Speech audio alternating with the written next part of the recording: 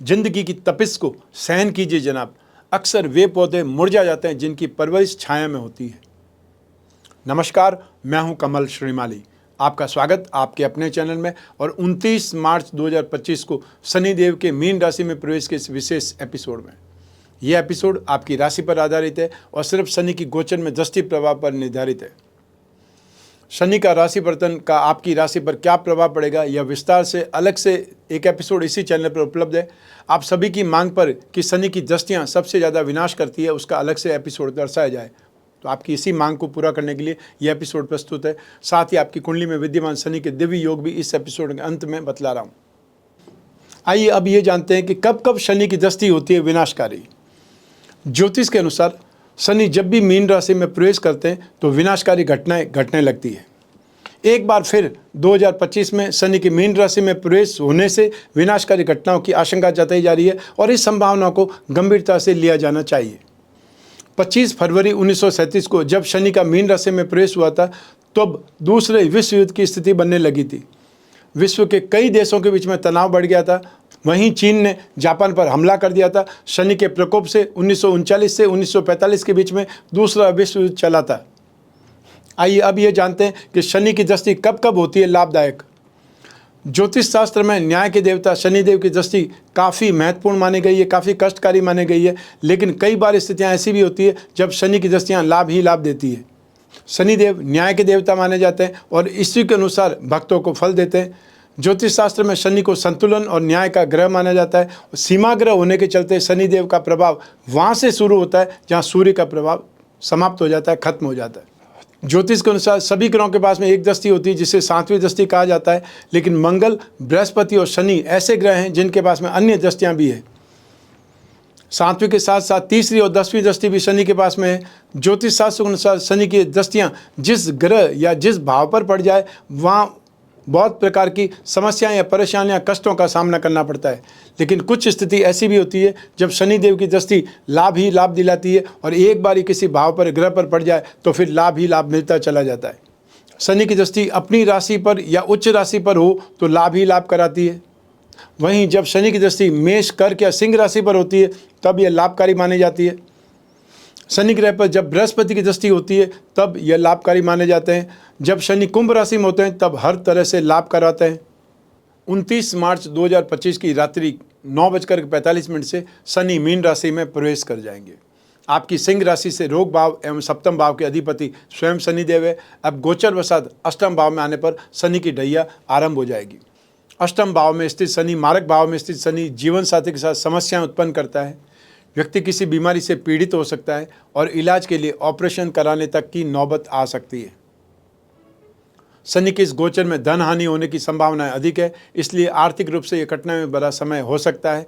नौकरी में भी कुछ परेशानियों का सामना करना पड़ेगा नौकरी करते रहने के लिए। लेकिन जब जब शनि वक्री होंगे अर्थात 13 जुलाई से 28 नवंबर 2025 तक आपके कामकाज में उतार चढ़ाव बढ़ सकते हैं। इसका ध्यान रखें और सेहत का भी ध्यान रखना जरूरी है। आप पेट और हार्ट से जुड़ी समस्याओं के कारण लंबे समय तक दवाइयों पर निर्भर रहना पड़ सकता है। वहीं डाइजेशन सिस्टम कमज़ोर होने से थकान और कमजोरी जैसी समस्याओं से जूझना पड़ सकता है। व्यवसाय और नौकरी पेशा लोगों के लिए अचानक धन लाभ का संयोग बनने का, अनएक्सपेक्टेड फाइनेंशियल गेन की जो अवसर आपको मिलेंगे। ध्यान से सही प्लानिंग से इन्वेस्टमेंट करेंगे तो आपको ज़्यादा फायदा हो सकता है। और अगर आप नौकरी पेशा हैं, जॉब वाले हैं, तो आपको ट्रांसफ़र की संभावनाएं बन सकती है। आइए अब बात करें शनि की दृष्टियों की। सबसे पहले बात करेंगे शनि की तीसरी दृष्टि। आपकी राशि से 10वें भाव कर्म भाव पर शनि की थर्ड दृष्टि होगी, तृतीय दृष्टि होगी। कर्म भाव के स्वामी शुक्र है। शनि और शुक्र परस्पर मित्र है, अतः यह स्थिति आपको संघर्ष के साथ सफलता की ओर आगे बढ़ाने वाली सिद्ध होगी। घबराना नहीं है, यह स्थिति आपको मेहनत से नए लेवल पर पहुंचाने वाली है। यह गोचर आपके कैरियर में, अपने व्यवसाय में स्टेबिलिटी देगा। आप में से जो जातक नई नौकरी की तलाश करें उन्हें उचित अवसर इस गोचर काल के दौरान प्राप्त होंगे। पर ध्यान रखिएगा, शनि वक्री अवस्था में आपकी कोशिशों पर अंकुश लगा सकते हैं, पानी फेर सकते हैं। धैर्य का परिचय देते हुए अपने काम में गलती नहीं करें। अपने ऑफिस में साजिशों से, सीनियर्स के तानों से, कलीग्स के बर्ताव से उकसा करके नौकरी छोड़ देने की गलती बिल्कुल नहीं करनी है। बहुत से लोग आवेश में आकर के हमेशा रिजाइन तो मैं जेब में रखता हूँ, वो स्थिति नहीं करनी है। यही समय है अपने आप को साबित करने का। आप हर चुनौती को अवसर में बदल सकते हैं। व्यवसायी वर्ग लॉजिकल और प्रैक्टिकल प्लानिंग अप्रोच करके आगे बढ़े। कोई जल्दबाजी में डिसीजन नहीं लें, अन्यथा पछताना पड़ सकता है। आइए अब बात करें शनि की सप्तम दृष्टि की। धन संपत्ति भाव पर शनि की सप्तम दृष्टि कन्या राशि पर होगी। कन्या राशि के स्वामी बुध, शनि और बुध परस्पर मित्र हैं, अतः यह स्थिति मिक्स रिजल्ट आपको देगी। सिंह राशि के जातकों के लिए आर्थिक स्थिति को मजबूत करने के लिए प्लान्ड तरीके से चलना बहुत जरूरी रहेगा। इस गोचर काल में फाइनेंशियल दृष्टि से अनावश्यक खर्चों पर आपको कंट्रोल रखना बेहद महत्वपूर्ण है। इस सुझाव को अनसुना करने से फाइनेंशियल प्रेशर बढ़ सकता है।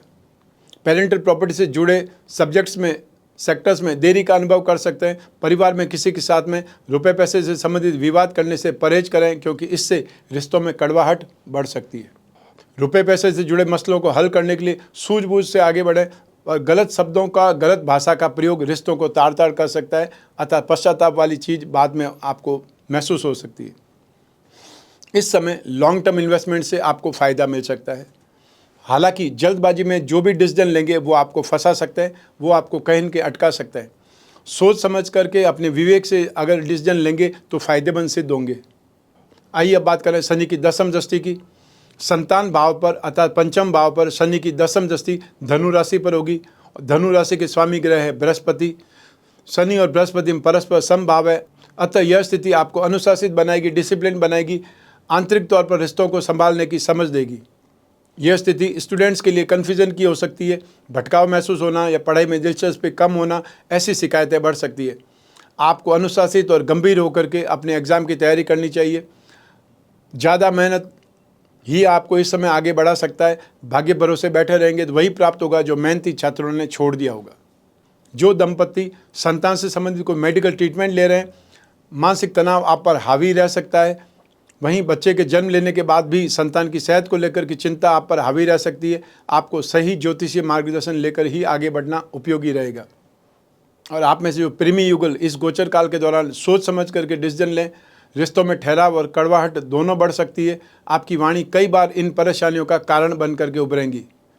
जिनके रिश्ते में आपसी समझ है, प्रेम है, अपनत्व है, वह रिश्ते फिर भी इस समय काल को पार करने में सफल हो जाएंगे। लेकिन नए रिश्ते जो सिर्फ बाहरी सुंदरता के कारण जुड़े, इस समय अपना दम तोड़ सकते हैं।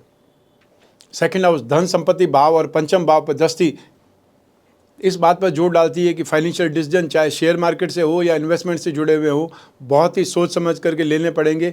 और इस समय शॉर्ट टर्म में खेलना आपके लिए नुकसानदायक सिद्ध हो सकता है। आइए अब बात करते हैं शनि के दिव्य योगों की। आपकी जन्म कुंडली आप देखिए, उसमें शनि कहाँ पर है, कौन से ग्रह के साथ में, तो उसका क्या परिणाम मिलेगा ये मैं आपको यहाँ पर बता रहा हूँ।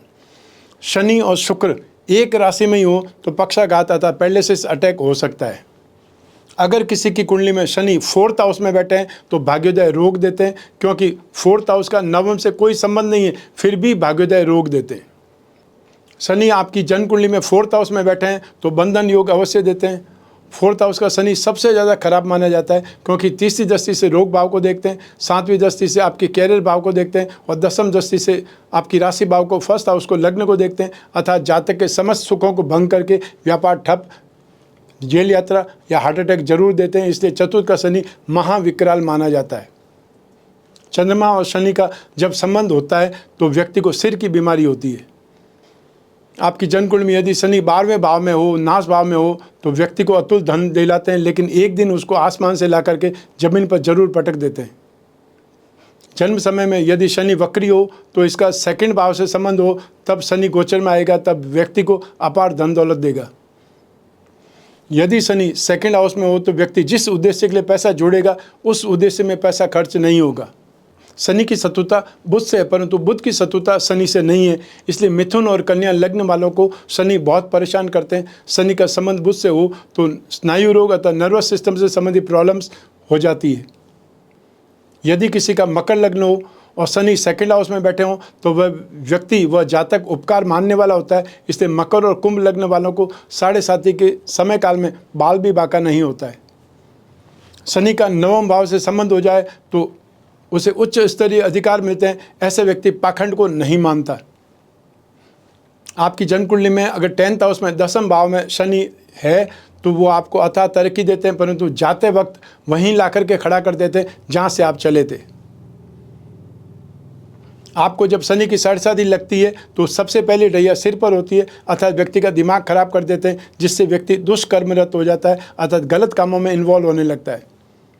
सेकंड ढैया छाती पर होती है तो शरीर खराब कर देते हैं, बीमारियों से रोगग्रस्त कर देते हैं। और शनि की तीसरी ढैया पैरों पर होती है, इसलिए जातक अगर ईमानदारी से समय का मुकाबला करता रहे तो शनि जाते वक्त उसे पुनः वैभव ऐश्वर्य प्रदान करके जातक को निहाल कर देते हैं।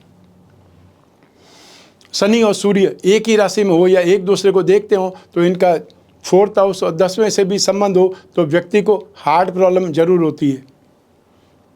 शनि का संबंध मंगल से हो तो व्यक्ति टेक्निकल हैंड होता है। शनि का संबंध अगर बृहस्पति से हो तो व्यक्ति ज्ञानी, तत्ववेता और खोज करने वाला होता है।